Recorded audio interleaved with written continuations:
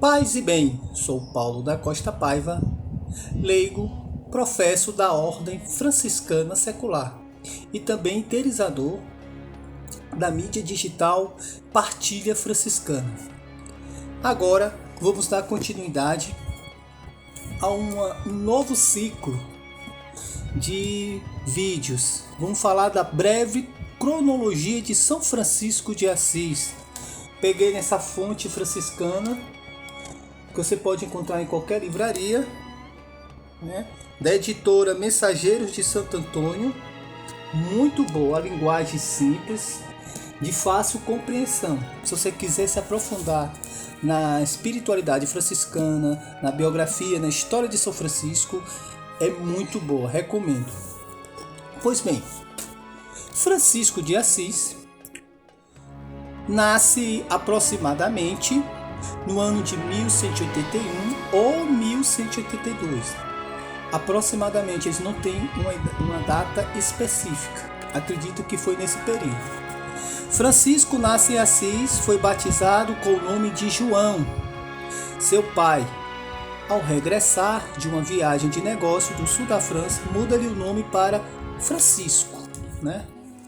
Francisco, ele era filho de burgueses, né? De comerciantes de tecido. Seu pai era um grande comerciante de tecido, né? E sua esposa é de origem francesa, Pedro e Pica Bernardone, tiveram um filho que se chamou João, ou João Pedro, como alguns dizem. Só que Francisco, por ter com o decorrer do tempo, foi chamado de francês, de francesinho, que na linguagem franciscana ficou Francesco, né? Não sei se está relacionado à origem de sua mãe francesa, ou porque ele tinha com o decorrer dos anos, que foi crescendo, uma identificação com a literatura, com os costumes franceses, né? Que talvez ouvia ali aos pés de sua mãe, né? Quando crescia, ele era muito apegado à sua mãe. Então seu apelido ficou conhecido como Francesco, o francesinho lá de Assis, que não é seu nome de batismo, é apelido, né? Podemos dizer. E em 1198, os habitantes de Assis assediaram Roca, uma fortaleza que tinha na proximidade, símbolo do poder imperial, e a destroem. O imperador era Henrique VI na época, né, da Alemanha. Naquela época era muito comum ter conflito, principalmente com um novo grupo que surgia muito forte, que era o dos comerciantes ou burgueses, como podemos chamar. Então existia um certo conflito entre burgueses e a nobreza, né? Aquela nobreza não tão alta, onde atinge os reis, né? Ali os duques, né? Em certas regiões, né? Em certas localidades da Itália. Então, isso foi em 1198, na primavera de 1198. Em 1199 a 1200, houve uma guerra civil em Assis, entre os nascentes burgueses, né? E a nobreza. Está incluindo aí a família de Clara, que refugiou-se em Perusa. A família de Clara é uma família de nobre, diferente da de Francisco, que é uma família de burgueses, ricos comerciantes, né? Então, os nobres daquela região de Assis teve que se refugiar em Perugia, foi? Em Perusa. Lá, a nobreza ficou residenciando lá, né? Morando lá, enquanto o comércio, os burgueses teve um certo predomínio na cidade. E era muito comum na época o clero, a igreja, estar atuante diante desses conflitos, né? Nos movimentos políticos da época. E aqui pula para 1202, mas eu queria falar, Francisco nasceu em aproximadamente 1181, 1182. Clara, ela nasceu em 194. Então existe uma diferença aproximada de 12, 13 anos de diferença, né, entre um e outro. É uma curiosidade importante para a gente esclarecer. Em 1202, a guerra entre Assis e Perúzia. Na Batalha de Colestrada, Francisco cai prisioneiro e é conduzido para o cativeiro em Perúzia. O que acontece? Muitos jovens da época se encantavam com a literatura, com a cultura idealizada dos cavalheiros, né? Que era muito falada em literaturas, em tradições orais, em músicas, as histórias, a aventura dos cavaleiros.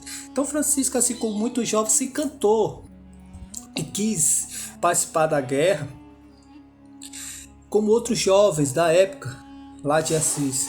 Então seu pai investiu pesado, comprou uma boa vestimenta, produziu uma armadura, teve seu cavalo, toda a armamentação necessária para o conflito. Só que ele, como muitos jovens da época, por não ter essa habilidade toda, acabaram sendo presos, né?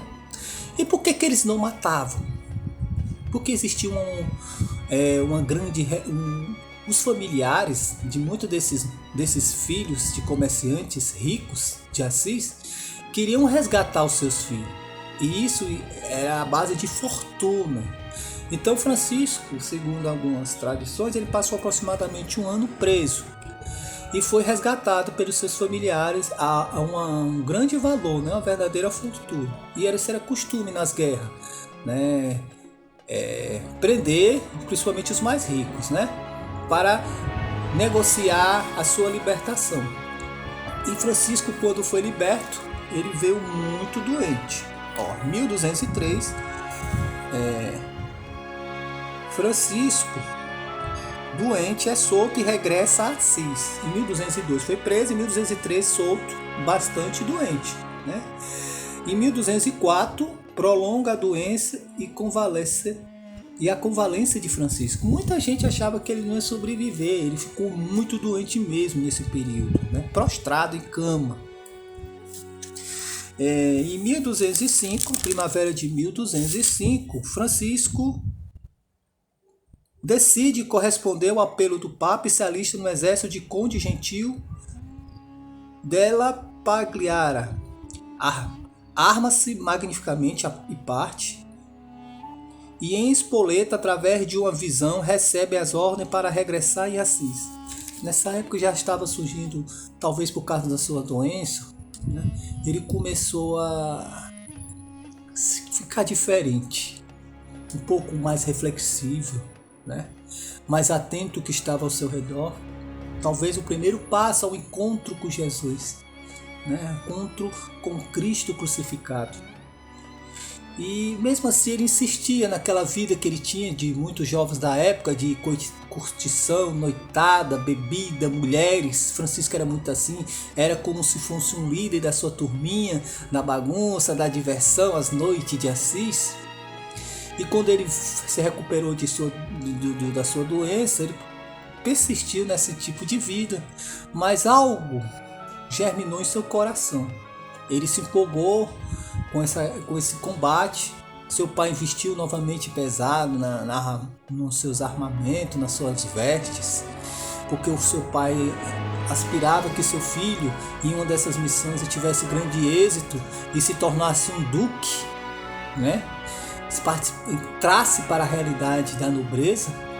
Era o grande sonho de Pedro Bernardone. Só que quando ele estava indo, acontece essa situação. Ele regressa para Assis através de uma visão que ele viu, né? Durante um sonho.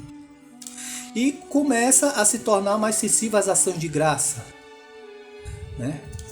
Foi nesse período que ele beija o leproso. Ele não suportava, ele tinha um enojo. Ele não suportava nem pensar, nem estar quando via um leproso ele ficava à distância, se afastava, corria. Ele não suportava aquele cheiro, aquela presença desagradável. Então ele conseguiu enxergar no leproso a pessoa de Cristo. Então ali ele começou a ter uma experiência profunda com Jesus, né? Entretanto, o rei da juventude de Assis, como eu já falei, participa de uma última festa com seus amigos, né? Como se fosse uma despedida. E em São Damião, Francisco ouve o crucificado dizer: ele passava noites e noites diante da cruz. Mexeu muito com sua cabeça aquela enfermidade. Então, um momento ele diz e testemunhou que a cruz de São Damião fala para ele: Francisco, vai e reconstrói a minha igreja, que caiu em ruínas. Ficou tão cheio de contentamento e tão iluminado por aquela elocução que sentiu em sua alma ter sido realmente o Cristo crucificado quem lhe falou. Foi a Foligno vender alguns tecidos.